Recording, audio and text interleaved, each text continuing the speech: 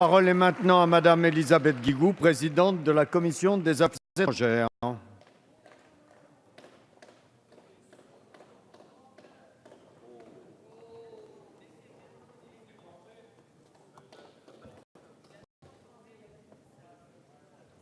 Monsieur le Président, Monsieur le Premier ministre, Mesdames et Messieurs les ministres, chers collègues, je crois en effet, comme le Premier ministre, qu'il faut aborder ce sujet grave avec lucidité, avec humanité, avec cohérence et avec constance.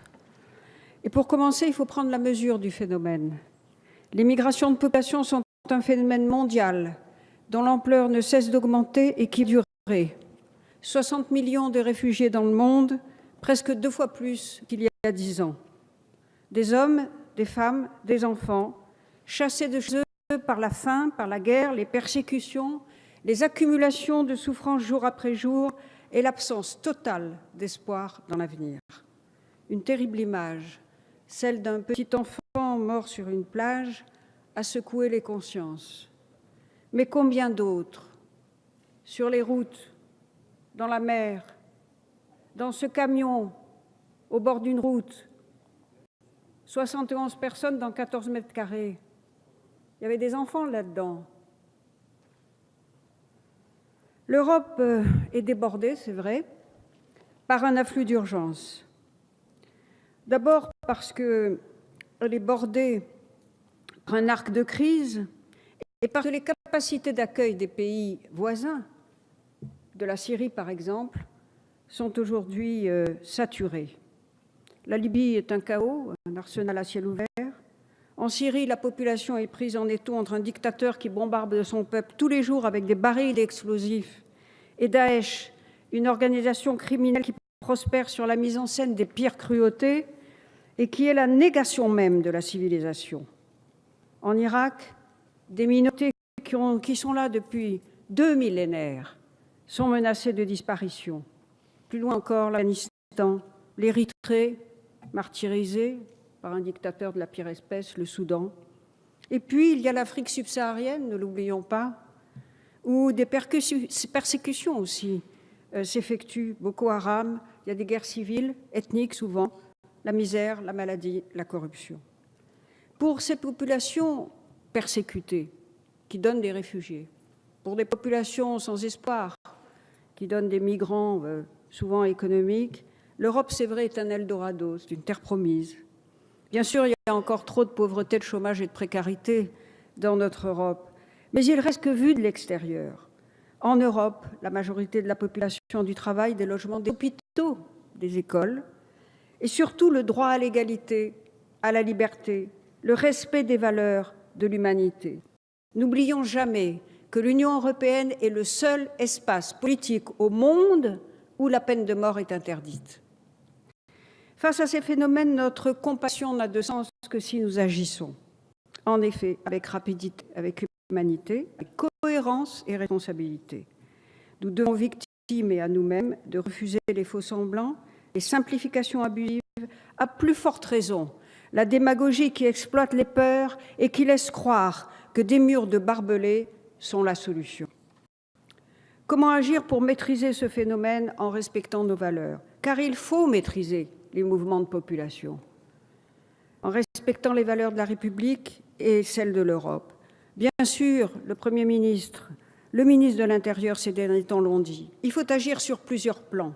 Au plan national, le gouvernement, par la voix de Bernard Cazeneuve, a fait adopter une réforme du droit d'asile qui va considérablement améliorer l'efficacité de notre système. Réduction des délais d'examen, 9 mois au maximum, au lieu de 2 ans en moyenne en 2013. Milliers de places d'accueil supplémentaires pour les réfugiés et les migrants, une meilleure répartition sur les territoires pour éviter les concentrations et l'engagement pris, grâce à cette politique, de pouvoir accueillir 24 000 réfugiés supplémentaires. Mais quels que soient les efforts nationaux, il est illusoire de penser s'en sortir par l'isolement. Une action coordonnée au niveau européen dont nous avons besoin, et c'est d'ailleurs, comme l'a rappelé le Premier ministre, le plan proposé par la France qui a inspiré dans les réunions des ministres de l'Intérieur les propositions européennes. Car oui, les mesures nationales ne suffisent pas et il nous faut plus d'Europe. Et au niveau européen, c'est vrai qu'il y a plusieurs directives européennes qui ont amélioré les procédures, les normes, mais il reste une dimension essentielle qui manque, c'est celle de la solidarité au plan européen. Schengen a eu l'immense mérite d'instaurer la liberté de circulation pour les citoyens européens, Madame Pécresse, comme pour les étrangers autorisés à y entrer et à y séjourner. Et si vous voulez établir une distinction entre les citoyens européens et et les étrangers autorisés à être chez nous, qu'ils soient réfugiés ou migrants économiques que nous avons acceptés chez nous, alors ça veut dire, ayez la lucidité, le courage de le dire, que c'est rétablir les frontières intérieures à l'intérieur de l'Union européenne. Et pas seulement pour des questions d'urgence, comme c'est permis par Schengen, mais durablement. Voilà ce que devrait être un discours de vérité. Alors, Schengen a prévu ces mesures d'urgence, mais l'Union européenne, comme souvent, s'est arrêtée au milieu du gué. Il faut encore, il n'est pas trop tard, en complément, en contrepartie de cette liberté de circulation en Europe, c'est vrai, déterminer une liste des pays sûrs, mieux protéger les frontières extérieures, ne pas laisser cette responsabilité uniquement aux pays de première entrée et, bien entendu, renforcer tous nos dispositifs, mettre en place enfin une véritable politique commune de l'asile et de l'immigration, car face à un afflux massif, nous savons bien ce que coûte humainement et politiquement la non-Europe. Il faut donc en effet réformer et consolider Schengen et ne pas tenir le discours démagogique de sa suppression. Cela suppose une solidarité européenne, des moyens pour renforcer les frontières extérieures, une coopération pour lutter contre les passerelles et ces formes de criminalité que sont la traite des êtres humains, qui est en train de revenir plus lucrative au plan mondial que le commerce de la drogue. Voilà une nouvelle forme de criminalité contre laquelle nous devons être absolument implacables par une coopération policière et judiciaire évidemment déterminée. Des centres d'accueil pour distinguer les réfugiés des migrants économiques non désirés. Ces derniers doivent être envoyés chez eux, ce qui explique de développer avec les pays d'émigration des accords de réadmission. Et ça, l'Union européenne doit faire davantage là-dessus, et avec les pays de transit, des centres d'accueil. Voilà ce que je crois nous devrions faire. C'est d'ailleurs ce que propose le gouvernement et aujourd'hui la France et l'Allemagne au sein de l'Union européenne.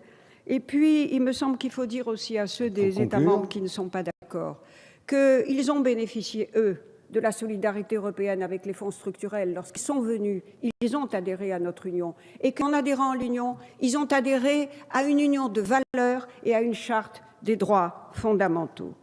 Et puis, je terminerai en disant qu'il faut naturellement aussi agir en dehors des frontières de l'Union pour aider le Liban, la Jordanie, la Turquie aussi, pour demander aux pays du Golfe d'accueillir eux aussi des réfugiés, pas simplement de payer pour leur accueil, pour continuer à agir pour la paix et n'oublions pas d'agir pour le développement dans les pays de notre Sud, en Afrique, contre la corruption, contre la malgouvernance et en prenant en compte les migrations dans nos politiques de développement. Voilà, Monsieur le Président, je termine. Le sujet est trop grave pour être laissé aux exploiteurs des craintes et des peurs. Le sujet est trop grave pour laisser croire que des faux-semblants auront une quelconque efficacité, car nous savons que les lignes Maginot ont toujours été enfoncées. Le sujet est trop grave pour laisser les démagogues abîmer les valeurs de la France et de l'Europe. On n'a pas le droit de trier les réfugiés selon leur religion ou leur ethnie, car comme le rappelait Jaurès, il n'y a qu'une race, c'est l'humanité. Merci, Madame la Présidente.